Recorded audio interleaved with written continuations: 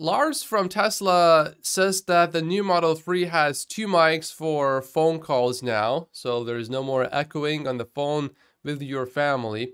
Occasionally, if I'm on the phone, but I'm driving the Model 3, not the refresh one, the old one, I have received a few complaints of there's a little bit of echo, and then I turn down the volume in the car and then it's fine. But that's definitely a welcome improvement. And based on the order page, it seems that the upgraded Model 3 has 8.3% lower energy consumption compared to the prior version, which is quite impressive.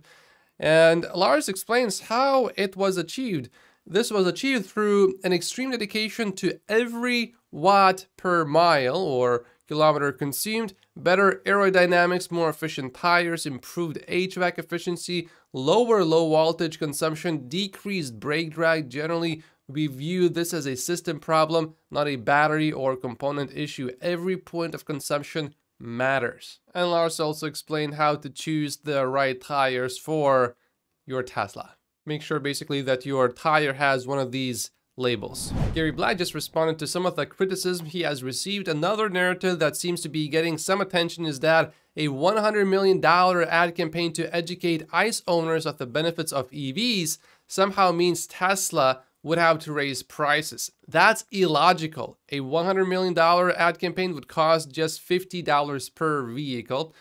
Then you divide $100 million by 2 million deliveries, you get $50 per vehicle. The intent of an education campaign is to educate ICE owners on the benefits of going EV, show charging convenience, reduce range anxiety, lower upfront and ongoing costs, better tech, semi-autonomous driving, superior performance, better for the environment, etc.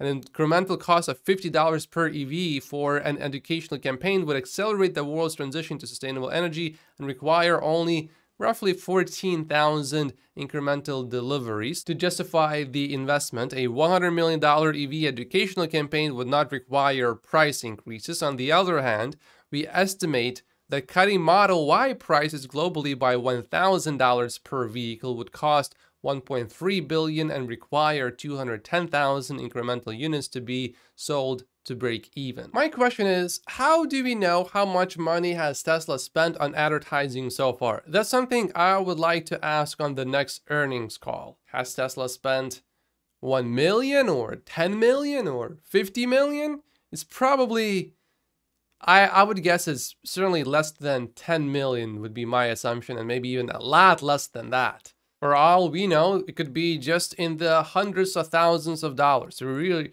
really don't know. I'll share a quick update on Wall Street consensus expectations. Currently, Wall Street expects for this year 2,094,000 vehicles to be delivered, and they expect 478,000 vehicles to be delivered this quarter versus 485,000 in Q4. And for gross margins, Wall Street expects 16.5% this quarter and 17.1% for 2024. Here are year-over-year sales in China by model. Of course, Tesla is number one for 2023. And you can see that some of these vehicles, for example, the little machine, Death on Wheels, the Wuling, is, yeah, in 2022 it was quite popular, but in 2023 it wasn't nowhere near as popular as it was before, which I think will be a common theme for many vehicles once Tesla's next generation vehicle comes out. Just because something is cheaper does not mean that they will forever sell a lot of units. These cheaper vehicles actually have to be good cars that consumers actually want.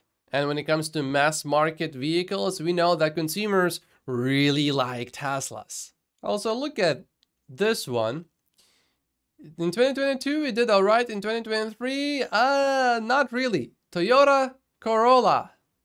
Yeah, you will see a lot of that. We are starting to see fairly clear signs of the legacy automakers not really doing well with some of their gas-powered vehicles in a market where EVs are starting to really take over. The same will be replicated in pretty much every market in the world. Here's something that's a bit awkward. In Germany, did you know that Teslas are considered as imported vehicles, even though most of them are actually made in Germany.